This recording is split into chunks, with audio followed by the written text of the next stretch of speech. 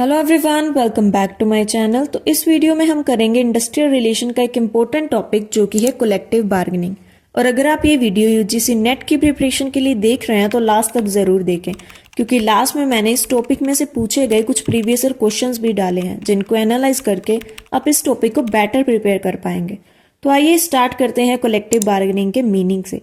Collective bargaining एक ऐसा process है जिसमें वर्कर्स ट्रेड यूनियन के थ्रू एम्प्लॉयर्स के साथ वेजेस, वर्किंग कंडीशन और बाकी एम्प्लॉयमेंट टर्म्स पर नेगोशिएट करके एक ऐसे एग्रीमेंट पर पहुंचते हैं जिस पे दोनों पार्टीज ही एग्री करें। इस प्रोसेस को कलेक्टिव इसलिए बोला गया है क्योंकि इसमें दोनों पार्टीज ही हैं वो एज अ ग्रुप एक्ट करती हैं। इसमें कोई भी इंडिविजुअल वर्कर या एम्प्लॉयर अपने पर्सनल बेनिफिट की बात नहीं करता, वो as a group collective interest की बात करते हैं। और बार्गेनिंग का मतलब है कि जैसे अगर ट्रेड यूनियन अपना कोई प्रपोजल रखती है लेकिन एम्प्लॉयर उस प्रपोजल को नहीं एक्सेप्ट करना चाहते या नहीं एक्सेप्ट कर सकते तो वो अपना ऊपर उसके ऊपर काउंटर प्रपोजल रखेंगे। तो ऐसे ऐसे करके दोनों ही एक दूसरे की टर्म्स पर नेगोशिएट करके एक एग्रीमेंट पर पहुंचते हैं। सेम ऐसा इंटरनेशनल लेबर ऑर्गेनाइजेशन ने भी इसकी डेफिनेशन में कहा है कि कलेक्टिव बार्गेनिंग एम्प्लॉयर और एम्प्लॉयज के बीच का एक ऐसा प्रोसेस है जिसमें दोनों एम्प्लॉयमेंट टर्म्स पर नेगोशिएट करके एक बेटर एग्रीमेंट तक पहुंचते हैं। तो आइए इसके कुछ की फीचर्स देख लेते हैं। नेगोशिएशन यानी कि दोनों पार्टीज के बीच में डिस्कशन। रिप्रेजेंटेशन, तो इसमें वर्कर्स जो हैं वो यूनियंस के द्वारा रिप्रेजेंट किए जाते हैं।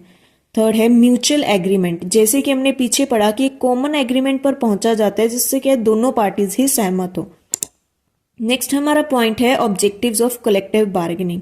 तो पहला मेन ऑब्जेक्टिव है कि कलेक्टिव बार्गेनिंग का कि वर्कर्स को फेयर और एडुकेट वेजेस मिले।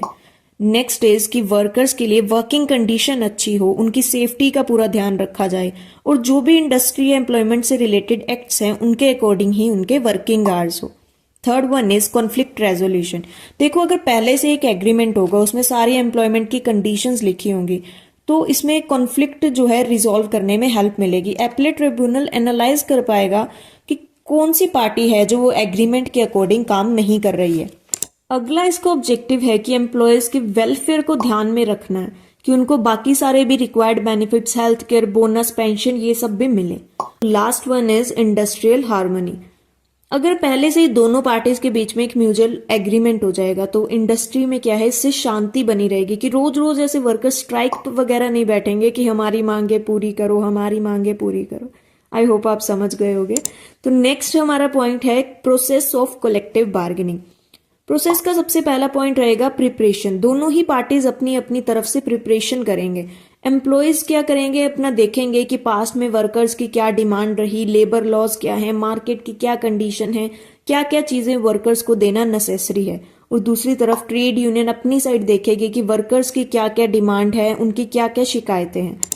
फिर सेकेंड स्टेप होगा नेगोशिएशन। दोनों ही parties face to face discussion करेंगी, अपनी अपनी डिमांड्स रखी जाएंगी और जरूरी नहीं है कि एक ही बार में क्या है कि एग्रीमेंट तक पहुंच जाएंगे, कई राउंड्स भी डिस्कशन के हो सकते हैं।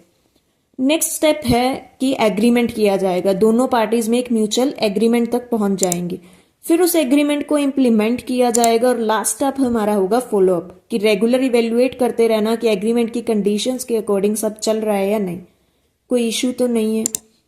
नेक्स्ट हमारा टॉपिक होगा important types of collective bargaining. तो फर्स्ट टाइप हमारा है डिस्ट्रीब्यूटिव बार्गेनिंग। ये एक ऐसा नेगोशिएशन प्रोसेस है जिसमें दोनों पार्टीज ही एक फिक्स्ड रिसोर्स को अपने बीच में बांटती हैं, जिससे क्या होता है कि एक का फायदा हो जाता है और दूसरे का नुकसान। इसलिए इसे जीरो सम गेम या विन और लॉस गेम भी कहा जाता है। फॉर एग्जाम्पल कि वर्कर्स जो हैं अपनी सैलरी में 10% इंक्रीमेंट की डिमांड करते हैं, लेकिन कंपनी का अपना कुछ फिक्स्ड बजट है जिससे क्या है वो सिर्फ 5% इंक्रीमेंट ही अफोर्ड कर सकते हैं। लेकिन नेगोशिएशन प्रोसेस में वर्कर्स की 10% डिमांड को देखते हुए 7% इंक्रीमेंट को फाइनल किया जाता है। तो इससे कंपनी को क्या है कि 2% का लॉस हो जाता है और वर्कर्स को फायदा, क्योंकि उनको अपना मैक्सिमम से मैक्सिमम इंक्रीमेंट दिया जा रहा है। इस टाइप में ऐसे ही होता है कि दोनों पार्टीज अपनी अपनी मैक्सिमम फायदे के लिए नेगोशिएट करते हैं, जैसे कि इसमें वर्कर ने ये बिल्कुल नहीं देखा कि इससे कंपनी को नुकसान हो रहा है। सेकेंड टाइप है इंटीग्रेटिव बार्गेनिंग। तो ये एक विन विन अप्रोच है जिसमें दोनों पार्टीज ही कोलैबोरेट करके एक ऐसा सोल्यूशन निकालती हैं जिससे क्या दोनों का फायदा हो।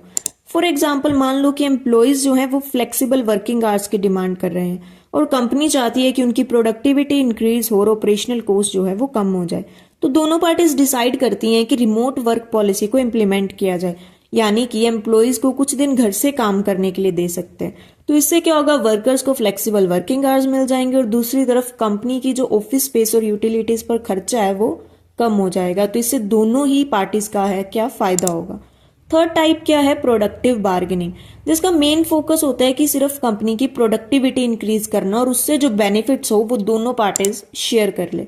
फॉर एग्जाम्पल कि एम्प्लॉयर्स की ये कंडीशन रहती है कि अगर जो आउटपुट है वो 20% इंक्रीज होता है तो वर्कर्स को वो इंसेंटिव देंगे। तो इससे क्या होगा कि कंपनी की प्रोडक्शन इंक्रीज होगी और वर्कर्स को बेटर पे मिलेगी। तो इससे दोनों की ही क्या है, म्यूचुअल ग्रोथ होगी। नेक्स्ट टाइप है कंसेशनरी बार्गेनिंग। ये एक ऐसा टाइप है जिसमें वर्कर्स टफ टाइम में कंपनी की हेल्प करने के लिए अपने बेनिफिट्स को कम करने के लिए एग्री कर जाते हैं। फॉर एग्जाम्पल कि अगर फाइनेंशियल क्राइसिस के टाइम पर ले ऑफ को अवॉइड करने के लिए वर्कर्स अपनी सैलरी जो है कम करवा लेते हैं। ले ऑफ क्या होता है कि कुछ वर्कर्स को निकाल देना। तो इससे वर्कर्स सोचते हैं कि चलो सैलरी चाहे कम मिलेगी पर कम से कम जॉब सिक्योरिटी तो रहेगी। नेक्स्ट है composite bargaining. As the word composite means mixture और कॉम्बिनेशन। तो इसमें क्या है, वर्कर्स फाइनेंशियल और नॉन फाइनेंशियल एस्पेक्ट्स दोनों के लिए ही नेगोशिएट करते हैं कि वेजेस के साथ साथ उन्हें job security, better working condition और बाकी बेनिफिट्स की भी वो डिमांड करते हैं। और लास्ट टाइप है मिक्स्ड बार्गेनिंग। तो ये जो हमने फर्स्ट दो टाइप्स पढ़े थे, डिस्ट्रीब्यूटिव और इंटीग्रेटिव बार्गेनिंग, उन दोनों का मिक्सचर है। इसे एक एग्जाम्पल से ही समझ लेते हैं। मान लीजिए वर्कर्स की डिमांड है कि उनको बोनस मिले और बेटर ट्रेनिंग प्रोग्राम मिले। तो बोनस जो हुआ वो डिस्ट्रीब्यूटिव बार्गेनिंग का पार्ट हुआ, क्योंकि इससे वर्कर्स को बोनस देंगे तो कंपनी के प्रॉफिट्स कम हो जाएंगे। तो इससे एक का फायदा हो रहा है और दूसरे का नुकसान। लेकिन जो बेटर ट्रेनिंग प्रोग्राम है वो इंटीग्रेटिव बार्गेनिंग का पार्ट हुआ, क्योंकि अगर वर्कर्स को ट्रेनिंग दी जाएगी तो उनकी एफिशिएंसी बढ़ेगी। तो इससे वो बेटर काम करेंगे और कंपनी की प्रोडक्टिविटी भी बढ़ेगी। तो इससे क्या है, दोनों पार्टीज का ही फायदा हो रहा है। अब हमारा लास्ट टॉपिक है कि क्या क्या चैलेंजेस आते हैं कलेक्टिव बार्गेनिंग में। तो पहला पॉइंट है लैक ऑफ यूनियन रिकॉग्निशन। कई बार क्या होता है कि एम्प्लॉयर जो है अपने वर्कर्स की यूनियंस को ऑफिशियल तौर पर मानते ही नहीं है, जिससे यूनियंस को अपने मेंबर के लिए कलेक्टिव बार्गेनिंग करने का अधिकार नहीं मिल पाता। नेक्स्ट है फ्रेगमेंटेड ट्रेड यूनियन। कई बार एक ही ऑर्गेनाइजेशन में कई यूनियंस बन जाती हैं, जिससे कॉन्फ्लिक्ट अराइज होने लग जाता है।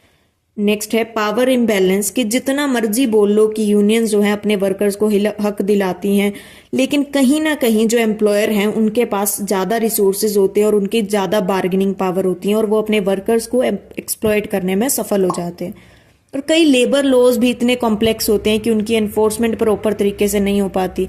तो इससे वर्कर्स अपने राइट्स को प्रोटेक्ट करने में उनको बहुत मुश्किल होती है। और लास्ट है कि ग्लोबलाइजेशन के चलते कंपनीज जो है अपने ऑपरेशन को ऐसे देशों में शिफ्ट कर देती हैं जहां पर लेबर लॉज कम स्ट्रिक्ट होते हैं, ताकि वो लोकल लेबर लॉज से बच सकें और उनकी कॉस्ट कम हो सके। तो यही थे कलेक्टिव बार्गेनिंग के कुछ इंपॉर्टेंट टॉपिक्स। और जैसा कि मैंने आपको स्टार्टिंग में बोला था कि यूजीसी नेट के प्रीवियस ईयर पेपर्स में इस टॉपिक से जो भी क्वेश्चंस पूछे गए हैं वो मैंने आगे लिखे हैं, जिससे आप थोड़ा बेटर प्रिपेयर कर पाएंगे। तो इनमें से एक दो क्वेश्चन चलिए देख लेते हैं। तो पहला क्वेश्चन क्या है कि कलेक्टिव बार्गेनिंग के किस टाइप को जीरो सम गेम कहा जाता है। तो अगर आपने वीडियो अच्छे से देखी है तो आप इसका आंसर कर पाएंगे। ऐसे ही आप वीडियो को पॉज करके बाकी क्वेश्चंस भी देख सकते हैं। तो आई होप आपको वीडियो अच्छी लगी होगी, और अगर आप चैनल पर नए हैं तो चैनल को सब्सक्राइब करना मत भूलिएगा और कमेंट करके अपने रिव्यूज जरूर दें। और अगर आपको कोई डाउट है तो वो भी आप मुझसे कमेंट में पूछ सकते हैं। मैं पूरी कोशिश करूंगी आपके डाउट्स क्लियर करने की।